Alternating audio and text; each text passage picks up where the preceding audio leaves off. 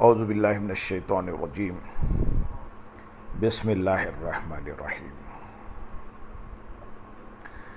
اعمال صالحہ کا ایصال ثواب احادیث نبی صلی اللہ علیہ وسلم کی روشنی میں بیان کیا جائے گا۔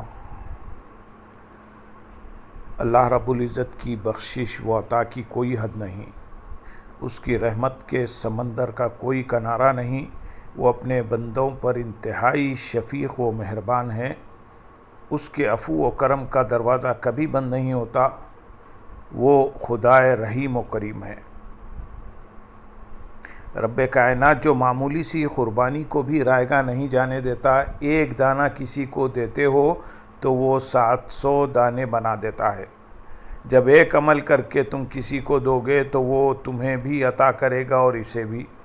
یہی وجہ ہے کہ حضور صلی اللہ علیہ وسلم نے جا بجا ایصال ثواب کی تلقین فرمائی۔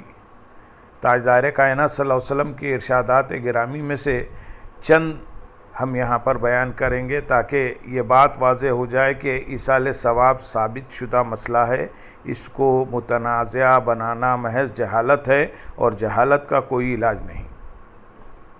ام المومنین حضرت سیدنا عائشہ صدیقہ رضی اللہ تعالیٰ عنہ بیان کرتی ہیں کہ ایک شخص نے نبی اکرم صلی اللہ علیہ وسلم سے عرض کیا کہ میری ماں اچانک فوت ہو گئی اور میرا گمان ہے کہ اگر وہ کچھ بات کر سکتی تو صدقہ کرتی، اگر میں ان کی طرف سے کچھ صدقہ کر دوں تو کیا ان کو اجر ملے گا؟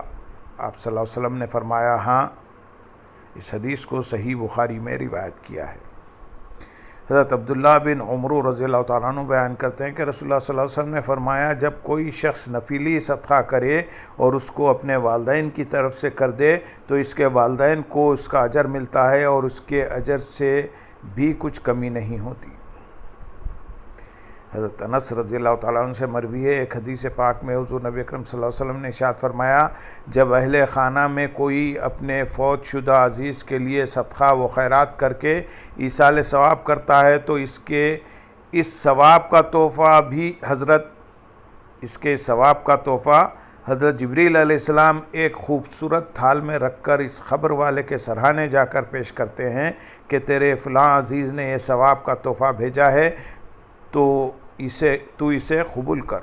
وہ شخص اسے قبول کر لیتا ہے، وہ اس پر خوش ہوتا ہے اور دوسرے خبر والوں کو خوشخبری سناتا ہے، اور اس کے پڑوسیوں میں سے جن کو اس قسم کا کوئی تحفہ نہ ملا ہو وہ غمگین ہوتے ہیں۔ حضرت عبداللہ ابن عباس رضی اللہ تعالیٰ عنہ سے مروی ہے کہ حضور صلی اللہ علیہ وسلم نے فرمایا خبر میں میت کی مثال ڈوبنے والے اور فریاد کرنے والے کی طرح ہے جو اپنے ماں باپ، بھائی یا کسی دوست کی دعا کا منتظر رہتا ہے۔ جب اسے دعا پہنچتی ہے تو اسے دنیا جہاں کی ہر چیز سے زیادہ محبوب ہوتی ہے۔ بے شک اہل دنیا کی دعا سے اللہ تعالیٰ اہل قبور کو پہاڑوں کے برابر اجر عطا کر فرماتا ہے۔ مردوں کے لیے زندوں کا بہترین تحفہ ان کے لیے استغفار اور صدقہ کرنا ہے۔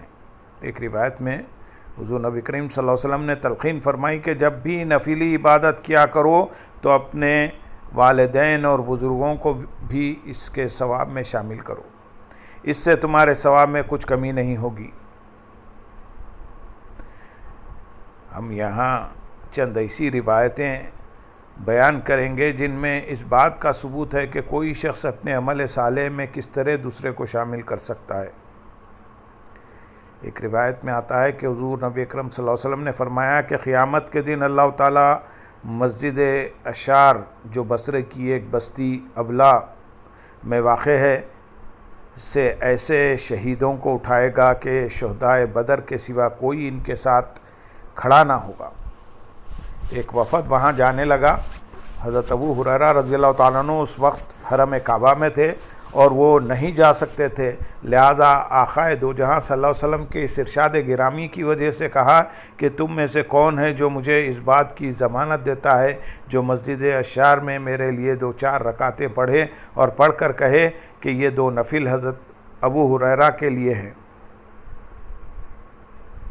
اس روایت سے یہ بات واضح ہوتی ہے کہ نفل نماز پڑھ کر ایصال ثواب کرنا یہ جائز عمل ہے، بزرگوں کا ہمیشہ یہ معمول رہا ہے کہ وہ حضور صلی اللہ علیہ وسلم کو ایصال ثواب کرنے کے لیے نوافل پڑھا کرتے تھے۔ نفل نماز کی طرح نفل روزے کا ثواب بھی میت کو پہنچتا ہے۔ شرعاً یہ امر جائز ہے۔ امام دار قطنی رحمۃ اللہ علیہ روایت کرتے ہیں کہ ام المومنین سیدنا عائشہ صدیقہ رضی اللہ تعالی عنہ بیان کرتی ہیں کہ رسول اللہ صلی اللہ علیہ وسلم نے فرمایا جو شخص فوت ہو جائے اور اس پر روزے ہوں تو اس کا ولی اس کی طرف سے روزے رکھے، یعنی روزوں کا فدیہ دے۔ اس حدیث کی سند صحیح ہے۔ حضرت ابن عباس رضی اللہ تعالیٰ عنہ بیان کرتے ہیں کہ نبی اکرم صلی اللہ علیہ وسلم کے پاس ایک عورت نے آ کر کہا کہ میری بہن فوت ہو گئی اور اس پر روزے ہیں۔ آپ صلی اللہ علیہ وسلم نے فرمایا اگر اس پر قرضہ ہوتا تو کیا تم ادا کرتی؟ اس نے کہا ہاں۔ آپ صلی اللہ علیہ وسلم نے فرمایا اللہ تعالیٰ کا قرض ادائیگی کا زیادہ حقدار ہے۔ فوت شدہ کی طرف سے حج ادا کرنے کے بارے میں صحیح بخاری میں حضرت ابن عباس رضی اللہ تعالیٰ عنہ سے حدیث مروی ہے۔ حضرت ابن عباس رضی اللہ تعالیٰ عنہ بیان کرتے ہیں کہ نبی اکرم صلی اللہ علیہ وسلم کے پاس جہینہ کی ایک عورت آئی اور اس نے کہا میری ماں نے حج کی نظر مانی تھی اور وہ حج کرنے سے پہلے فوت ہو گئی، کیا میں ان کی طرف سے حج کروں؟ آپ صلی اللہ علیہ وسلم نے فرمایا ہاں، اس کی طرف سے حج کرو۔ یہ بتاؤ کہ اگر تمہاری ماں پر قرض ہوتا تو کیا تم ادا کرتی؟ اس نے کہا ہاں۔ آپ صلی اللہ علیہ وسلم نے فرمایا پھر اللہ کا قرض بھی ادا کرو کیونکہ وہ ادا کیے جانے کا زیادہ حقدار ہے۔ اس حدیث کو صحیح بخاری نے روایت کیا ہے۔ اس حدیث پاک میں حضور صلی اللہ علیہ وسلم نے دلیل بھی عطا کر دی کہ کوئی کسی کی طرف سے قرض کی ادائیگی جیسا عمل کرے تو وہ قرض ادا ہو جاتا ہے، تو نیکی کا عمل کیوں نہیں ادا ہو سکتا؟ والدین کی وفات کے بعد ان کی طرف سے حج کرنے کا اجر بیان فرماتے ہوئے تاجدار کائنات صلی اللہ علیہ وسلم نے فرمایا جس نے اپنے والدین کے انتقال کے بعد ان کی طرف سے حج کیا اللہ تعالیٰ اس کو دوزخ کی آگ سے آزاد کر دے گا۔ یہ بہت بڑی صلہ رحمی ہے اور بہت بڑی خدمت ہے کہ اولاد والدین کی طرف سے حج کا فریضہ ادا کرے اور دیگر صدقات وغیرہ بھی والدین کی طرف سے ادا کرے۔ حدیث پاک میں آتا ہے کہ حضور نبی اکرم صلی اللہ علیہ وسلم نے عمر بھر کم و بیش ہر سال 2 قربانیاں دیں، ایک قربانی اپنی اور اپنے اہل بیت کی طرف سے اور دوسری قربانی اپنی امت کی طرف سے۔ قربانی دیتے ہوئے آپ صلی اللہ علیہ وسلم اللہ تعالیٰ کی بارگاہ میں عرض کرتے اے اللہ محمد صلی اللہ علیہ وسلم، آل محمد صلی اللہ علیہ وسلم اور امت محمد صلی اللہ علیہ وسلم کی طرف سے اس قربانی کو قبول فرما۔